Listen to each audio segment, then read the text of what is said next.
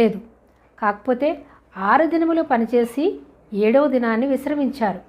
6వ దినాన్ని ఆదామును మానవ రూపములో, తన రూపములో, దేవుని రూపములో మానవుని నిర్మించుకుందామని తండ్రి కుమార పరిశుద్ధాత్మ త్రియేక నామములో మాట్లాడుకుని మన రూపములో, మన పోలికలో ఒక మానవుణ్ణి నిర్మిద్దామని ఆ యొక్క ఆదాముని నిర్మిస్తారు 6వ దినాన్ని.